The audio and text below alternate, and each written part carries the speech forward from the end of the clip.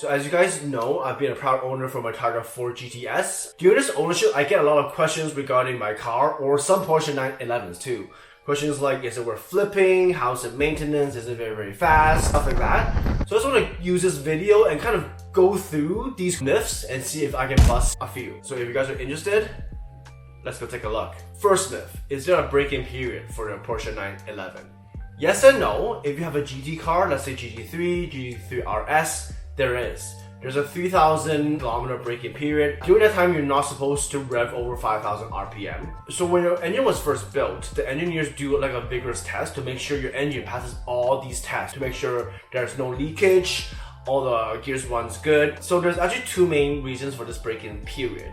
One is obviously to let enough oil lubricants to go through the engines, the valve, the pistons to make. Another reason that I heard from a Porsche rep is that because if you're a new Porsche owner or you don't have a supercar per se, this is your first car, it really takes some time for a new owner to get used to a car. So this 3,000 kilometer break-in period is just a safer way for the owners not to push the car to its limit that soon, rather for them to just get used of the acceleration, the grip under different climates, just to really have fun with the car first before pushing the limit. So that's what I heard. I don't know if it's right or wrong, but that's mainly for the GT cars.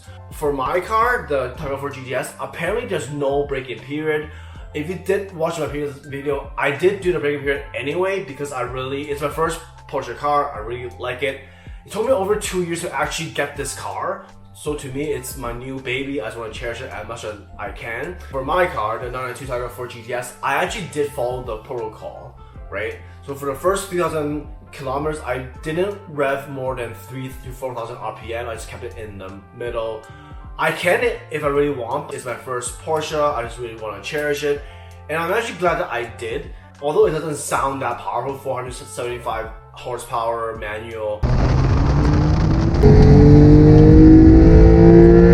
In reality, it's actually pretty fast. So I'm glad that I actually went through that. So I actually got used to the acceleration. I can actually predict the grip, the slipness. It's more of a progression and thing that I did because I really do value the car the more I drive it, right? And it's just not like exploding it from the get-go. Okay, number two, is flipping a Porsche 911 still viable? Again, yes and no. Back to the COVID period, yes, it's definitely worth flipping because back then, I believe it's 2021, even early 2022, it was definitely worth flipping. Back then, because the supply was so high, the supply wasn't there. Demand and supply, right? That actually drives the used car up, and because of that, when you flip it, there's actually more equity giving back to you.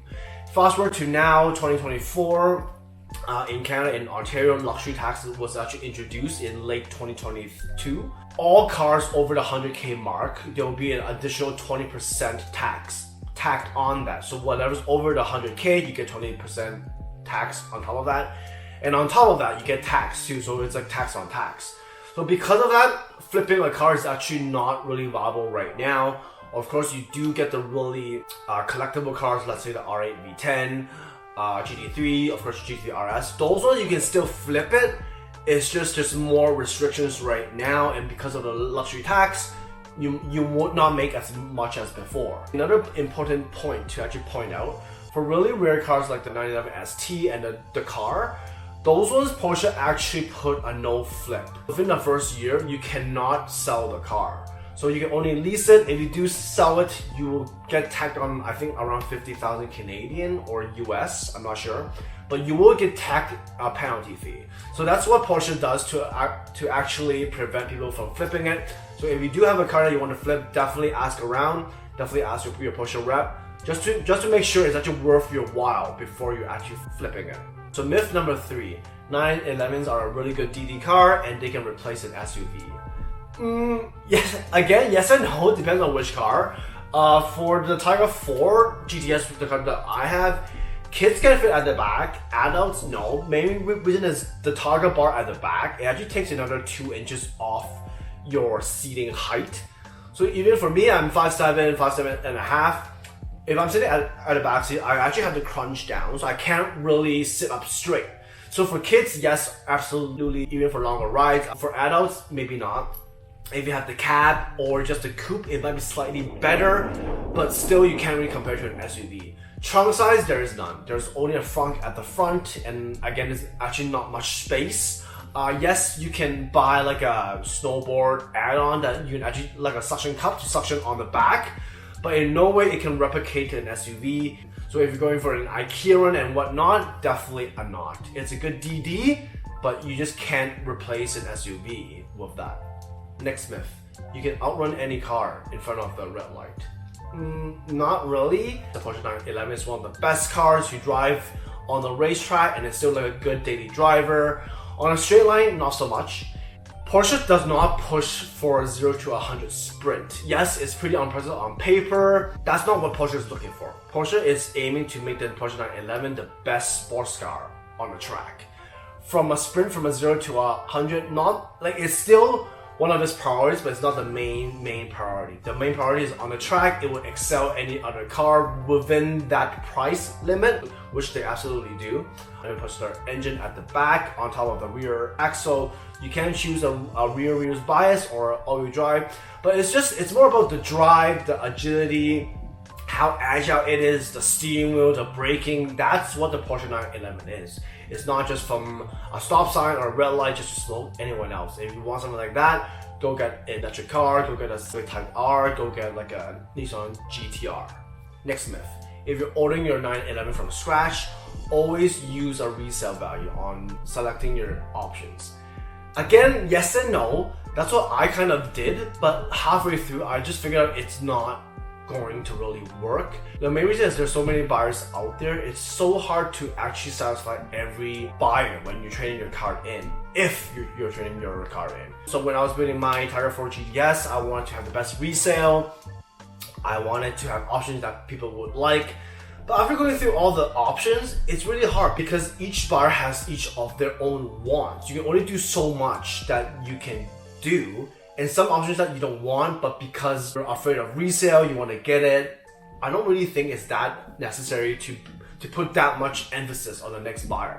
So what I did is I just based on what I would want as a buyer. I didn't go too crazy with the options. I didn't go too crazy with the colors. It's just stuff that I think I would want, and I just went through there. A few options that kind of put me on the spot was the front axle lift, which thank God I got it. It's around $3,500. It brings your front axle around 2 cm higher. The main reason is for the roads is not the very best, and there's a lot of underground parking, and once you go down there, you might scrape your lip. So some of these options like that is definitely worth to get. I wanted to get the PCCB, which is the ceramic brakes, but back then there was a stop set, so I couldn't really get it. If I can order my car again, I would get it. But it's just, there's so much uncertainty on life. You don't really have to base the resale that much. I think the main thing that would actually affect the resale is color. Just don't get some weird color, don't get some like red exterior with like blue seats, don't get something weird like that. Basically every other option that you get won't really hurt resale that much. And the thing is, if you're just getting stuff that you don't want, that's gonna hurt your first ownership anyways. So just based on what you would want, don't really mind resale that much, but just don't get some wacky colors. I think that's the best thing to do. Last myth, Porsche maintenance is sky high. Absolutely wrong. I just brought my Porsche for my first maintenance. If you guys are interested, you just watch the video right over here. It's actually not bad. It's every year or every 15,000 kilometers, whichever comes first, so I brought mine. It was actually pretty minimum. There wasn't anything extravagant. I just needed new tires too, because I trapped my car twice. Other than that, just mainly maintenance. Nothing crazy. Honestly, it's cheaper than Benz. Because I know Benz, it's either the A or the B. I think it's way more. It is a Porsche 911, the best sports car out there. That's a DD. You pay for what you get. Honestly, I think this myth is busted. It's not that bad. It's just a regular oil change towards slightly on the higher side, but not insane. So that is it, guys. I just went through some of my frequently asked questions regarding the Porsche 911. Give me another month or so, my car will be on the road and there'll be way more Porsche 911 content. Thank you for watching. If you guys have any questions, comments, or anything like that you want to know, do leave me at the comments below. Thanks a lot, guys. Peace out.